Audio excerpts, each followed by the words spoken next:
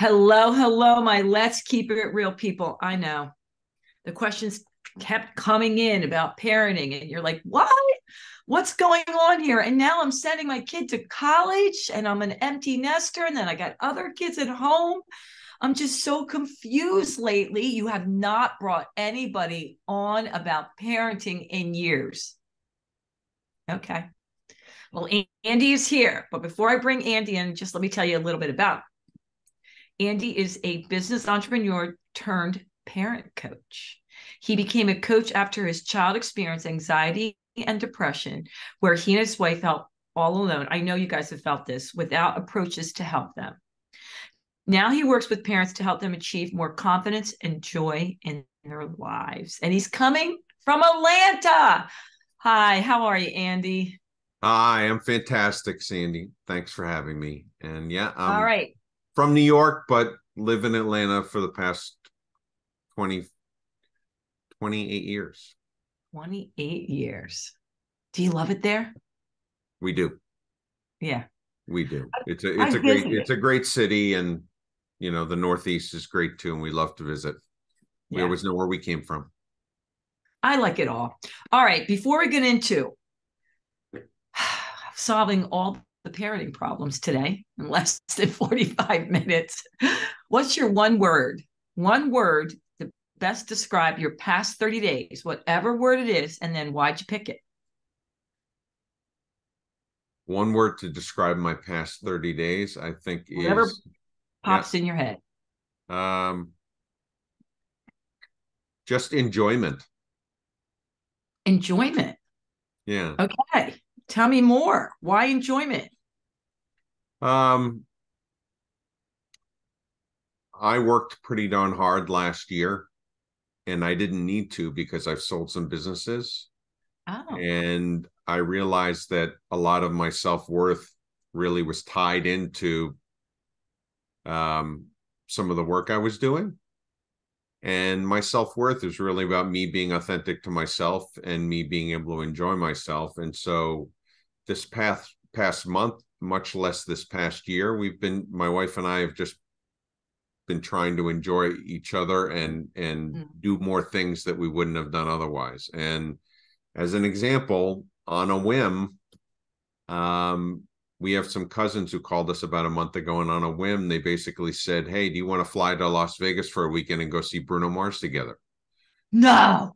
And so Friday afternoon, we're going to be flying to Las Vegas for basically 48 hours to enjoy ourselves, to just, and to see our cousins. And ordinarily we wouldn't have done that. And life is short, parenting is hard, and a lot of parents' lives are focused so much on their kids and their jobs during the Mm. most important years of their lives, and mine was too.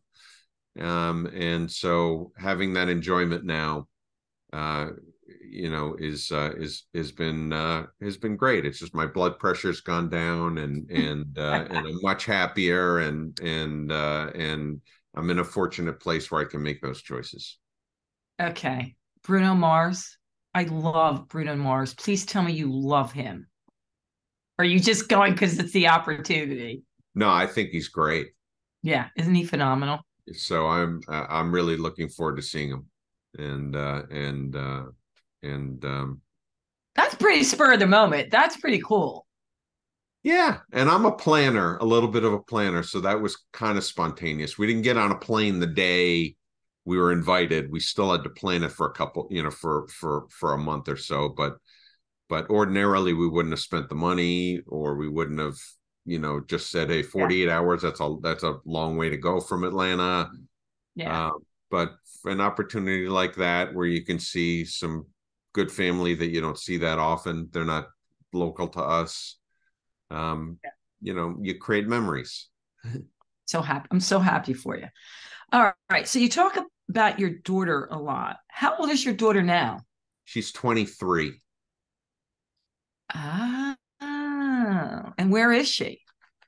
She's located about 5 miles from us. She lives with her boyfriend and is working, but she has had a she's had an interesting path and journey over the past 10 years, and it's been a roller coaster for sure. It's been up and Mm. down, and at first it was very lonely, and and we didn't know where to turn. So that's one of the reasons that parent coaching Yeah. became interesting to me, because I wanted to help parents not have to experience the loneliness, the stigma, the lack of knowing what to do. Mm. And so being able to do that has been a joy and a privilege for me. So you talked about your daughter and you took her to a wilderness retreat. How old was she when you said for a year, right? Yeah, so she went to, it's called wilderness therapy. It's for those who aren't familiar with it, and we certainly weren't at first. Um, she went to a program that's basically a 10-week program where Mm. you're basically removed from all of your triggers and everything that's going on in your life, that allows you to kind of have a reset button. And she went there for 10 weeks. And then subsequent to that, she went to a residential treatment program where they put some stress back on you. You get a job, you finish school, you have, and that was the remaining time. So that was over 10 months. And before she returned home. So she was literally away from us, in her senior year of high school, Mm. for 13 months. And it was very difficult. It was very expensive. It probably saved her life. And Really? yeah. And what happened, just backing up, when she was, she's this effervescent child. She had curly reddish hair like you do, reddish brown. She's more red, but and has an outgoing personality like you do. Yeah. She never met a stranger. But Mhm. when she was 13, she started struggling a little bit in school, and we Oh, got her tested, and it ended up that she had a short-term memory challenge. The way her brain was firing as it was developing, she wasn't retaining information the same way as when she was growing. wow. She's developed some other skills and coping mechanisms for that, but that's the way her brain is. And so kids started surpassing her academically and emotionally, and she couldn't keep up. And so what did she do? She started getting into drugs, hanging out with the wrong Mm. crowd, being defiant, not listening, finding ways to escape after hours, doing things like that. And what were we trying to do in the meantime? We were trying to do everything we can as parents at our disposal. So we got her a tutor. We took her to a psychiatrist to get medicated for ADD, ADHD. Mm. We got her an IEP at school, an individualized educational program. Um, and we invested in having her have a therapist where she went once a week. It wasn't enough. And we found out about this ecosystem through her pediatrician, Yeah. who mentioned it. And when we did some investigation, we realized it was kind of our only solution at this point, because we were not Mm. communicating. What we did as parents was we tried to lock down on her for her safety, and that actually pushed her way further. And Yeah. so um so um that program really was helpful. And one of the things we realized, fortunately, was that my wife and I needed help too. We were Yeah. grieving a little bit. um Yeah. when she was away, my wife and I were grieving a bit about her path. Our parenting styles were very different. I was kind of the get her done kind of guy, and my wife was the more permissive, sensitive person. And we weren't well aligned, and there was a little blame and shame, and we had to forgive each other and figure out how to communicate better and more proactively with our daughter while she was away and when she came back. And it changed our marriage. It changed the way we communicate. It changed our Mm. life, and it emanates into other parts of our lives in terms of the way we communicate, because we're just far more attuned and understanding Yeah. of others. I know so many parents that are tuning in are like holding their hearts because they can feel their pain with, struggles they've gone through. Because when I said you were coming on, I have pages of people reaching out, with Oh, their struggles. And some of them, they don't want to, say anything because they're almost embarrassed. Like I was going through some of them, and I always make up names, like, Sally Bell, Billy Bob. So, we'll protect the innocent. But there was a repeating pattern of people not wanting to share with their family and friends because they took it personally, like they did something wrong. They were bad parents. And when they even mention it to like their mom or dad, the kid's grandparents, the parents would blame them and say, well, you did this wrong. You should have did this. You should have set a curfew. So the biggest question I kept getting over and over and over again is, how do I even talk about it to my family? Meaning the kid's grandparents, like they're feeling so judged by their parents. I don't know if you felt that, but over it, I cannot tell you how many times people said that to me.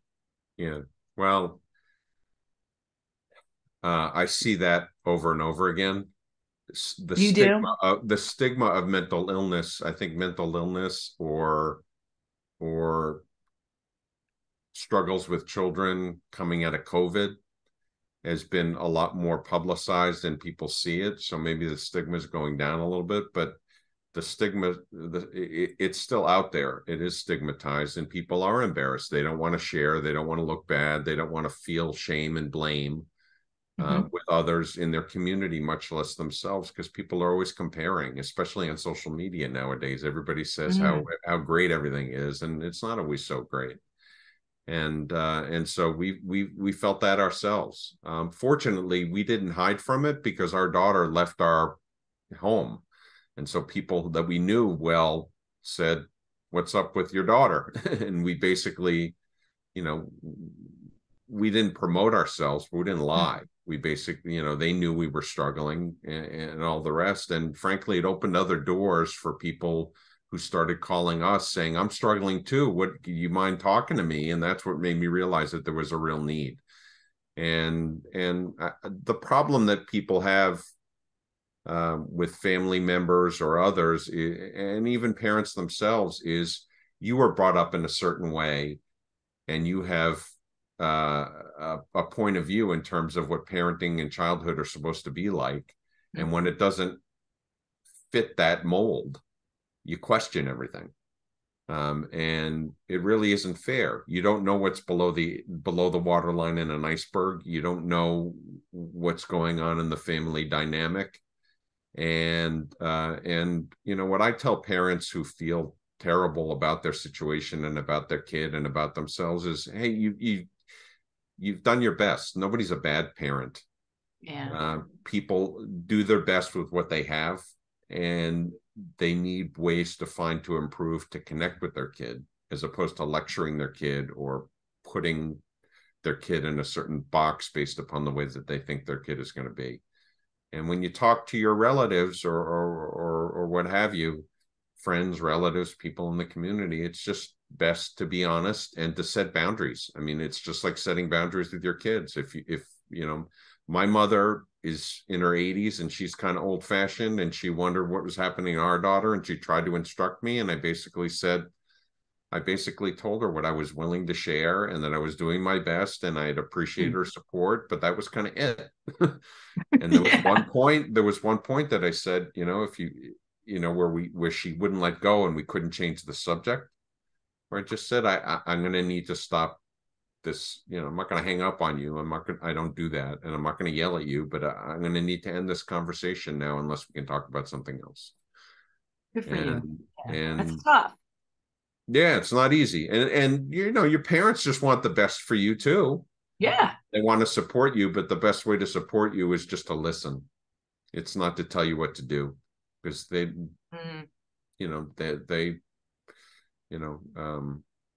because they don't know. Yeah. Yeah. Well, then second, I'm going to go right into it because sometimes they'll say, you never got to my question. The second biggest question I had was about being on the same page with your spouse, because like you were talking about, your parenting styles are different. Now, I've heard people say, we complement one another, but let's quote Billy Bob. Billy Bob says, please ask Andy, what should I say to my wife when she says, well, when I was growing up, my mom would have done blah, blah, blah. When I was growing up, my dad would, he's like, I'm about at wit's end. We have 5 kids, and I feel like they all need a different approach. Please help Andy. Please help Andy. So the story you just shared, I get all the time.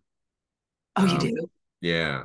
And, one example shall remain nameless, but literally a Southern woman and a Northern guy, and the Northern guy was brought up in a more strict family, and the Southern woman, lovely woman, just more understanding, easier going. And, when I was brought up in the North, we kind of did things this way, and I'm not going to let go because that's a real value that I have. And you have to break that down and realize you need to do what's in the best interest of the child.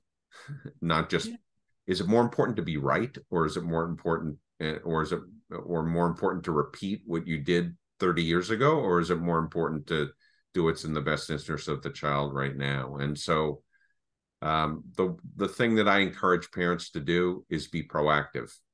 What happens is most parents are reactive to a situation. A kid gets into a car accident, a child gets involved in drugs or alcohol, a child screws up in school, or has an issue with fail a class, or has an incident or something like that. And it's always a reaction, and there's always blame, and then it escalates. And what I recommend, and parents handle it differently. And so what does that do? That makes the kid madder. It makes the kid more confused, and it separates the parents more. And so what I recommend, and I work with parents, and I work with partners, and I work with co-parents. 45% of the population are families that don't have two-parent households. So 55% are more traditional, but 45% aren't. So that's even harder. But when you're dealing with another party, basically you need to pick what are the most important things for you to set boundaries with your kid. And that means not picking 100 things that you can be reactive to every day about them cleaning their room, doing their homework, doing, having good manners, doing whatever, and just picking your fights along the way. It's pick your 5 things that are really important in your household to maintain your values and your sanity and help your kid develop their independence and happiness. And then talk to your partner, be it your wife or your husband or partner, in advance, and say, what kind of rule or boundary are we going to set on that? And sometimes what happens is both agree, which is great, but doesn't normally happen. Sometimes compromise is in order, and when that occurs, that's great, and you compromise. And sometimes one person digs their heels in, and the other person says, the other person needs to kind of wave or yield and basically say, okay, if it's that important to you, I'll let you do it your way this time, but next time I hope you consider it to be my way a little bit for something that's really important to me. Then what you do is you present those things to your children in a collaborative way, so that you basically say, you know what, if we're gonna, if we're gonna have we love you, but we have, we want to have a happy household. And in order to do that, we all need to do our part. And here are a couple things that you need to do better or work on. And we're going to give you a choice. You can choose to do these things or not do these things. If you do them, you'll benefit in a certain way. If you don't, here are specific consequences, meaning you can't drive our car. you can't have technology for a certain period of time. We're not going to pay for this or that or the other thing. You know, and you choose is it, and an example that I give is there's a family that I worked with that wanted to be the family that they wanted to be the family that everybody would come to and have a good time in their house because they were the only family that had a pool on the block. Oh, Right. okay. So I Yeah. said, okay, in order for you know, so I coached the parents and said, in order for you to get your kids to behave a little bit better, maybe you can talk about what's required in your house to cooperate so that you can be that family. You know, do they, you know, you can't have people over if the house is a mess, or the Yeah. kids are having to do homework, or they're not hospitable because they're on their phones the whole time. What are the certain things that family needs to do that has values that allow them to be part of the community? And so they work towards that. Certain things in the house that they had to participate in or take care of themselves to be responsible for what they were at that age. And it changed the dynamic because they were working towards a goal or a value of what their family was about. Um, and Like that. yeah, and it worked, you know, and as opposed to lecturing and saying, you know, your room's a mess, we can't have people Yeah. over, Yeah. right? And so so ultimately what most people care about is having a sense of understanding and a sense of control.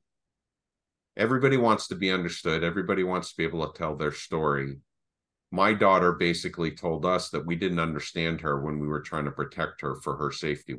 She wasn't trying to be a bad kid. We just weren't listening to her Mm. and understanding what she was going through. And all we have to do is, you know, you have 2 ears and 1 mouth, and, you know, we need to listen more and listen intently, not while we're on our phone, not while we're watching TV, just listen intently and be curious. And then we need to give people a sense of control. And sometimes it isn't allowing them to do anything they want to do. It's actually just giving them choices. So you can give your kid a couple choices, and it could be adhere to this new boundary or don't. You have the choice. You get to Yeah. experience the consequence, or it's, you know, I worked with a family where the kids were a little out of control, and they were going on a family vacation, and I worked with them to make sure that to engage the kids in making the choices on the things that they were going to do while on vacation, and plan it in advance and having to present it to the parents. And it got the kids excited and it got them productive. And so it wasn't quite all over the place. It gave them a sense of Mm. control and ownership in terms of what they were doing and how they were doing it. And so if you know, that just goes a long way. And there are 4 types of parents. There are authoritative parents, which is the best kind, because those parents are, if you look at a 4x4 grid, the authoritative parents are on the top left, and they are demanding because they set boundaries and they hold them, Mm. but they're sensitive and responsive. Okay. If you go further to the right, you have the same demanding, but they're um, insensitive and don't listen. And so those are called authoritarian parents as opposed to authoritative parents. That's not good, because you're lecturing and you're saying, this is how I was brought up, and you just get it Yeah. done and Yeah. suck it up and all the rest, right? That's not Yeah. a good form of parenting. I was kind of that parent, right? And I learned how to become an authoritative parent rather than an authoritarian parent. If you go to the bottom left, you have sensitive and responsive, but you have um, a parent that can't hold boundaries, so they're not demanding, and those are permissive parents. So they let you know they'll set a rule and then you know, say you can only have Yeah. so much time on your phone, and then 2 hours later they've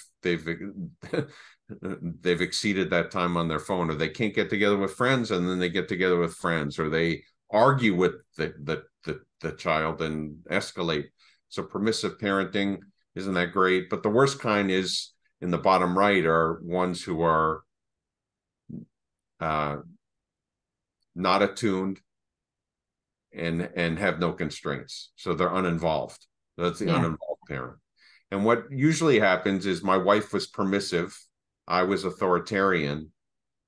You need to move towards the authoritative as best you can. And having one parent in the household who's authoritative is kind of the best. Studies have shown that. And then what happens is if you don't have two parents who are authoritative, or if it's a one-parent household being authoritative, you just need that proactive alignment. So if your styles are a little bit different, at least you're on the same page. And so understanding and control is kind of my message. And thanks for letting me flush out those types of parenting styles. I bet your listeners say, yeah, every parent is one of those four, and they probably can fit themselves in that box. And, and most fit into the authoritarian, which is, or the permissive. Yeah. Yeah. As opposed to the other two. So did you say, I just want to make sure that I got this right. Did you say it's best if there's just one parent that is authoritarian? No, I said you need to have, ideally you should have at least one parent. At least it one. Would be better if there were two, and it's authoritative, not authoritarian. Yeah. Okay. Gotta get it right. Authoritative. And it's great if you have both, but at least one. Right. And when I work with parents, neither of them may be, or if one of them is, the other one isn't aligned. And my objective is to help to move them in that direction so that they can set boundaries, hold them, yet give their kids a sense of understanding and control. So when parents come to you, and I'm sure their kids are all different ages, are there parents that come to you like for prevention, like they want to make sure they get ahead of the game, or is it we don't know where else to turn? Yeah, I would love it if parents came to me proactively, and I would say that's maybe 1 in 20. And the parents, I'm working with one set of parents right now who have a 13-year-old who's getting defiant. Mm-hmm. And he's just going through puberty and learning how to make his way through the world academically and socially, but he's getting pretty defiant and trying to carve his own path and not listening to his parents, and his parents aren't handling it well. And they basically said, we're nervous that our child is, not going to succeed in school and maybe in jail in 2 or 3 years if we don't rectify this thing. And I said, great, you called it a good time. I'd rather have you call me now and we can work on it now than 2 or 3 years from now where your kid got out of jail and damage has been done and you're figuring out how to do it. And a lot of it isn't correcting the kid. It's actually called parenting, not childing. It's how the parents react to the kid and take care of their own mental health and themselves. And then if they do it right, then the kid will respond differently. And then, of course, a majority of clients have tried a bunch of different tactics, therapists, medicines, other things like we did, and it's just not working, and they need a different approach. And I feel fortunate in that I had a business background, and I was really good at, I wasn't the smartest guy. I wasn't the best sales guy. I wasn't the best looking. I'm, just this average bald guy. But I was always really good with developing people. Yeah. Because I knew that in order to scale my business, and it was a service business, it needed to be more than just me. So I was always attuned to my team about where they were going, what impact they would have, where they needed help, how their compensation would drive their behavior. And the company that I, was a partner in grew to an Inc. 500 company. So we did well. When I got certified as a parent coach, I went through 2 national programs that took a year to get certified, including doing sessions, mirroring sessions, classwork, testing, the whole 9 yards. I learned how to be much more of a facilitator for people who have got a lot more going on in their personal lives at different levels.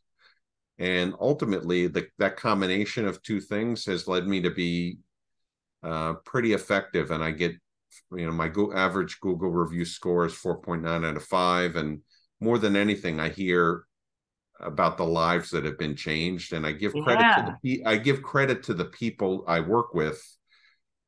I'm the facilitator, but the people I work with, they have to want to change. They have to want to do the work, because it's not just taking a pill or just a layup. But those who do, they really see a big change. And how can you put a price on family happiness and harmony? There are so many manuals to do different things at work, to do different, to learn different schools and to learn different trades and ways of doing things. But parenting isn't one of them. We just kind of figure it out. And you can read a book. You can watch a YouTube video on how to parent, but ultimately that doesn't really tailor its needs or cater to the individual. So what happens is you read something, oh, this is a great concept, maybe I'll try it. It doesn't quite land, and then you don't know what to do next. You find another book. So what I do is I have an approach where I can tailor it. Parents can try certain things. We rehearse them so that they have a better opportunity of landing. And then they come back to me and basically say, hey, this worked perfect. My kid was really receptive. I didn't expect this. I'm so happy that the approach and the training really worked. Then it's like, okay, great, that exceeded all our expectations. Now let's make sure it sticks and fall back into the old behavior. Or it's, what, I wasn't confident and we rehearsed, but it didn't come out right, and my kid pushed back a little bit, and this is what happened. And I'm like, okay, what do we need to do to adjust and figure out how to do it better next time? Or, a curveball came up, something else happened in their lives where they had to focus differently, or it didn't work out. So having an accountability partner and a person who, what I say is, I've seen the movie, everybody's situation is different, but patterns are the same. Enables me to really be helpful and be a good partner to people to make sure it sticks. And my job is to work myself out of a job. If I've done a good job, in 3 months, within a couple of weeks, they should see really good. They should see movement and progress.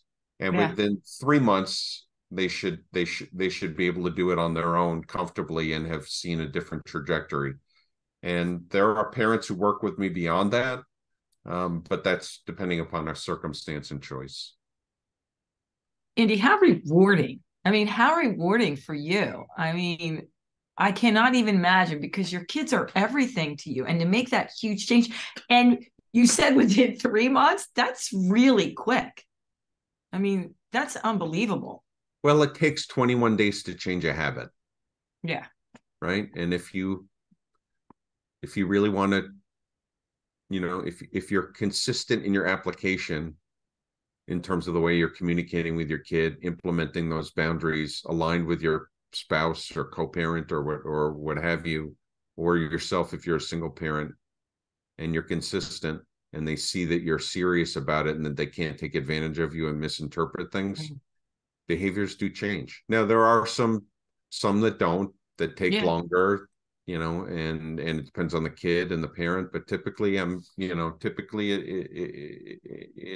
makes a big difference. And nothing makes me smile more than when I get when I get notes from parents that I've worked with in the past. I did a webinar recently on better parent-child communication, and I included former clients on my email list to let them know I'm doing this webinar that was hosted by another group. And she emailed me back and she said, "Oh, I'd love to attend. I can't tell you how much better my relationship is with my son since I started utilizing your approaches." And this was a kid who was 18 years old, who was a single mother. The co-parent wasn't very involved, and she couldn't deal with him and live with him. And so she paid to have him live in somebody else's basement somewhere.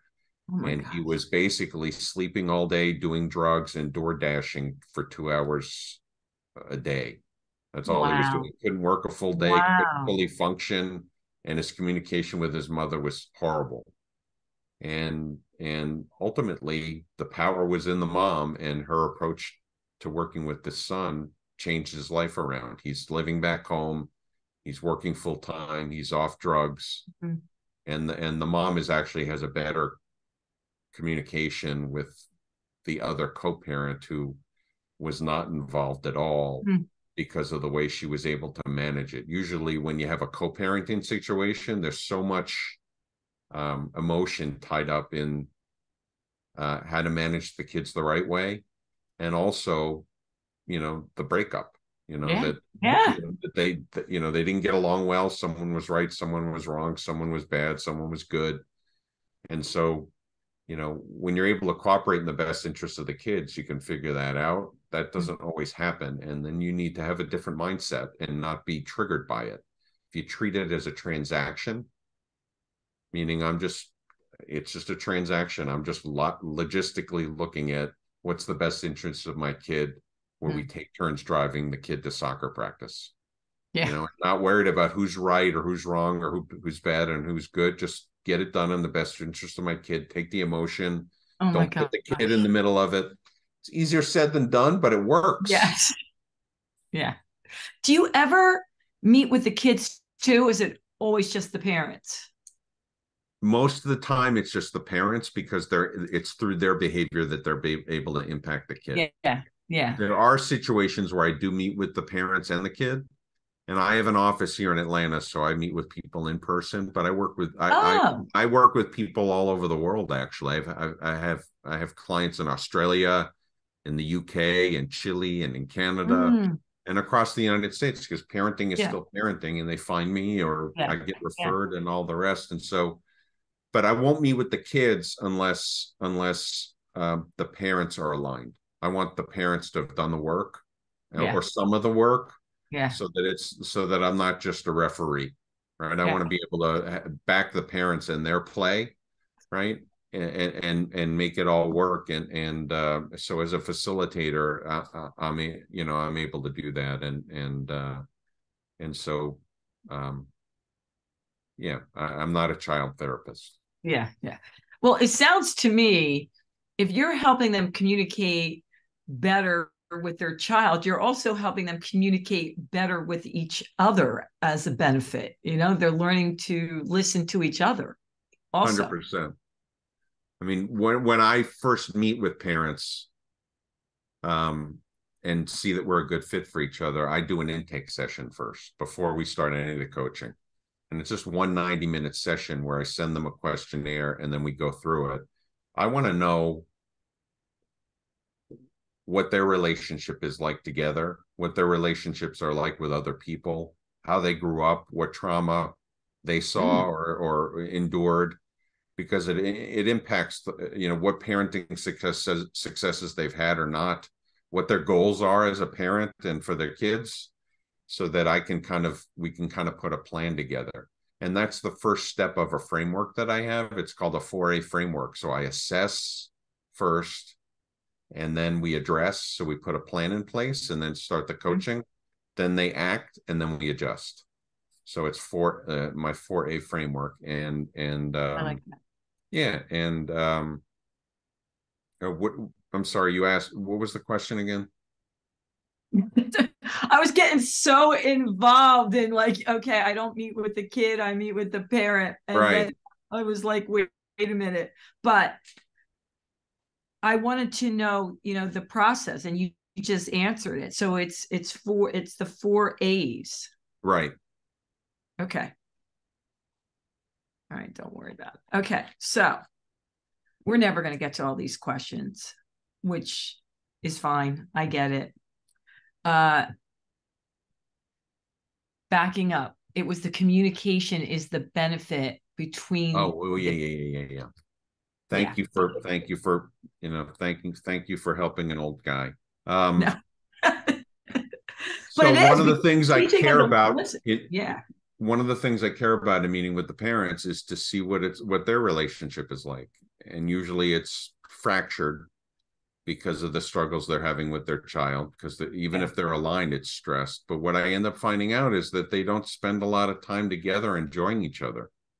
Right. So what ends up happening is yeah, we'll go out, to dinner once in a while. Okay, when was the last time you went out to dinner? Oh, 3 weeks ago.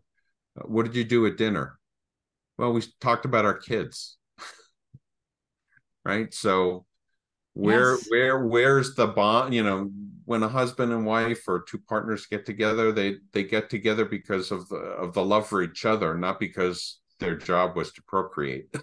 Yeah. And so finding, and then when you're on opposite sides of the table in terms of when you have trouble with the kids and you're placing blame on it, it becomes even more fractured. So one of the things I do is try to make sure that, well, we don't have time to do that, or don't have time to talk, or don't have time Yeah. we have time to watch sports. You have time to go out with the girlfriends, just, you have time to, make time for each other, even if it's just taking a walk together, you know, a I couple agree. times a week for half an hour, right? And talk and enjoy each other as opposed to focusing on the kids. And on top of being aligned, which makes a big difference and made a big difference for us, it's things like this Bruno Mars thing, Yeah. where you create memories and enjoy each other's company that you need to do every now and then. And it doesn't have to be that ornate or that over the top. It could be, just grabbing an ice cream together. you know Some of my friends who there's questions, we're not going to get to them, but they were like empty nester questions. But a lot of them were saying that the ones they saw who were successful, they started doing things with each other even before the kid left. So they weren't just like the whole life was, null and void when everybody was out of the house. They were doing little things like going to the movies, taking walks, trying to find special things about them that they could do. And then they didn't miss their kid so much. I mean, they did, but. well, a lot of couples break up when they get to that age because they realize they don't have a connection. The connection is either they had a connection when they first met for a period of years, and then their common bond and connection was raising their family or working. Yeah. And then when they start to retire or have more time on their hands, they're like, we haven't really done a lot together over the years other than focus on our kids and maintaining our household. Now, what do we do together? Yeah. And a healthy thing. My wife and I do things together, but we do things apart. We have our own friends. We have our own interests. Yeah. So having that healthiness is good, and communicating proactively is good too. I'm laughing because one of my friends said she thought for the longest time her husband was going to the gym. And one day they were sitting there once the kids left the house, everybody's out, and she realized he was golfing. And she's like, when did you take up golfing? He's like, where'd you think I was going? And they had to go to therapy because they realized they didn't know each other. I'm like, how could you not know your husband was golfing? She's like, I don't know. I didn't even know he was gone that long. Is that like, okay. They're Yeah, good now. It's men and funny. women think differently, and they communicate differently sometimes too. I actually have a favorite comedian. His name is Brian Regan, and he's a national known comedian. He's been around for a while, but he tells a story that kind of is interesting. It's basically he goes golfing with a buddy who had 6 months previously separated or divorced from his wife, and he goes golfing with him for the whole day. And he comes back home, and the wife asks him about about the husband and about the friend who had been divorced, and about what was going on in his life. And Brian, who was, telling the story, he basically says he doesn't know. you know, um, you know, how's Gary doing? He seems to be fine. Is he dating anybody? I don't know. Yeah. Um, did you guys actually share the same cart for 4 hours where you didn't even talk about each other's lives? No. And the punchline of it is, he says, I know my friend got a new driver. Yeah. Right. So That's men and women important. don't, they don't always think the same, right, or Yeah. communicate the same. And so your example was a funny one, and But not I so, can't no, believe it. not such a remote possibility, right? Right. Like, oh my God.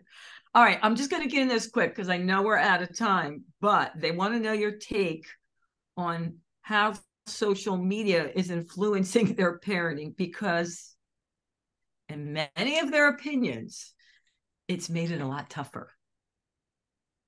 It has made it a lot tougher, and COVID, because people started relying on everything about life is connection. We're human beings. Human beings survive on connection and community. And so when COVID came, people were relying on their phones more or their technology to connect, and that has impacted our kids. And social media is designed to be addictive. The algorithms are designed to be addictive, and the biggest thing I could suggest is not the biggest thing. The thing that's worse is that it's a 24/7 thing. If Yeah. a kid got bullied at school, he would leave school and have the comfort of home. Now it's 24/7. Yeah. And comparing and cyberbullying and they're Yeah. stalkers and comparing and all the rest. And so the key thing is to have a healthy understanding about technology use in your home. If I use the example of the pool thing. you know have a family discussion about what's a good balance, so that you're not using the phone at the dinner table and you're actually talking, and that's maybe a rule and there's a consequence. Phones aren't allowed in the kids' bedroom after 10 o'clock. They have to be turned off, or there are ways to manage phone usage technologically in terms of when the Wi-Fi goes off, or using a phone like a bark phone, which is a special kind of phone that gives parents more control. But I think at the end of the day, rather than it being a tug of war, it should be an agreement upon what's appropriate usage, and an appropriate consequence if they violate that usage. And the parents have to play their part too. Parents are as addicted as the kids, and if the parents are always on their phone, Absolutely. You right? can't be doing that. My friends are like, I Huh? don't know why my kids. I'm like, I've been at dinner with you. You know how many times you've looked at your phone? Yeah. I mean, you can't do that. Yeah. And we have that rule in our house. And there's once or twice where I've picked up my phone because I really need to check on something in the middle of dinner, but it was something that could wait. And Yeah, I got called out on it, and I was wrong, right? I was like, you got to walk the walk, right? And so, absolutely. yeah. And I've given presentations on the tug of war between parents and children and social Oh, media and how to implement the plan on that. And in the show notes, if you want, I actually have a quiz that parents can take. It's a QR code, and it's like a okay. 10-question quiz, and it shows where you kind of are as a family in terms of your social media uh, health score. And if there are things that you do well, I'll you'll get a reply with what your score is and what you do well and what you can try and do better. And if you're not doing well, I'll do this, I'll do the same thing. I'll give you your score and give you you'll get some real hands-on applicable pointers in terms of how to manage through that. And social media is one of the things that parents have the greatest concern about. And it's had impacts on depression, anxiety, drug use, um, so many different mental health scenarios, but parents don't know what to do about it. And Yeah.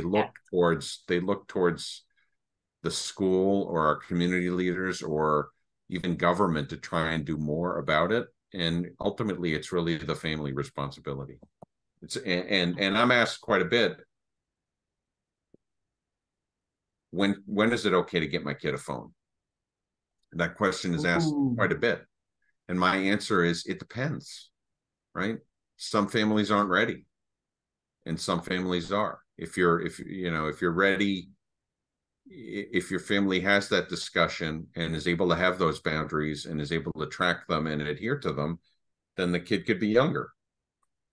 Maybe, but some families are older, have older kids, and you think that they'd be totally prepared, and they're not, not in the Yeah. least. And so you don't want to be the first kid to get the first to have a kid in their age group get a phone. You don't want to be the last either, but you have to have those guidelines kind of in between, and it makes a difference. So I think just awareness. It's not going to get any better. Phones aren't going away. Yeah, AI, that's true. all That's this true. artificial intelligence is just going to make everything more compelling and more online.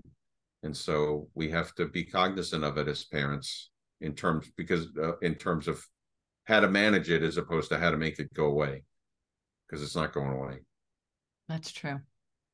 I cannot tell you how many times I've even said to my friends, when can I have your eyeballs? Like, meaning, like, you're looking, you can't be that important. No, just like, no, I'll wait. I'll wait. They're like, Sandy, why do you want, me to look at you? I can hear you. I'm like, I don't know. I'm old fashioned. I just laugh like, because I Well, want to their be full honest with attention. you, it's disrespectful. I mean, you're not important enough for them to give you their full attention, That's right? it. I'm going to tell them that, Andy. There you go.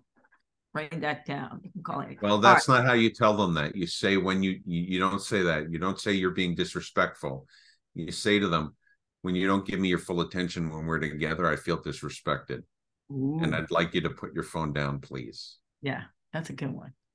So it's how you communicate that's really important.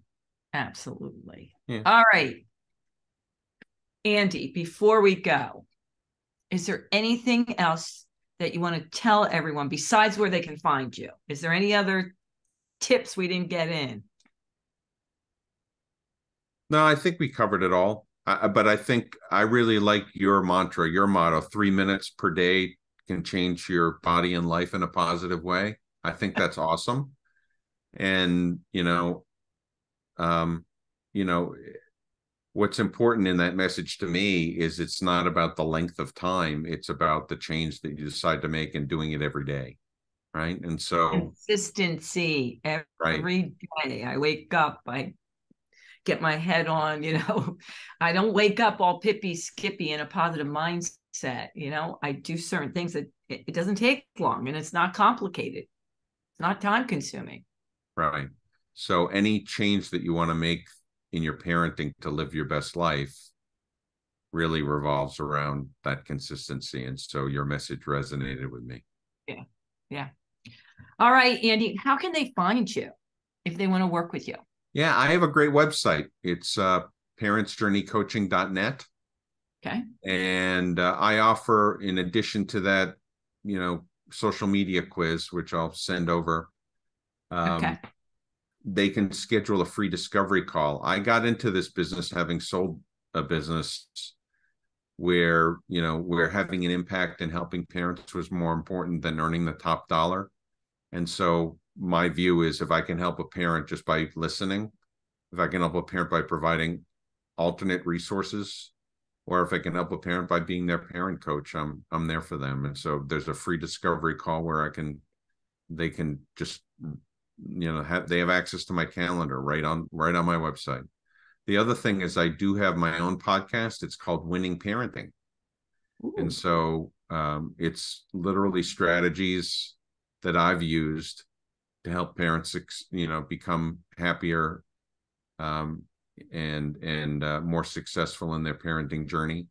And I bring on a lot of different experts too that I Oh, interview to cool. try to uh, bring light to certain aspects or certain things that people are going through. And the whole idea is to give people an ear, to give people some inspiration, to give people some guidance along the way. So you can get it on any of the major apps. Awesome. I love that. All right, my Let's Keep It Real people. Andy and I would really appreciate it if you share, like, and rate it. And you know what I'm going to say. Until next time, thanks, Andy, and toodles. Toodles to you.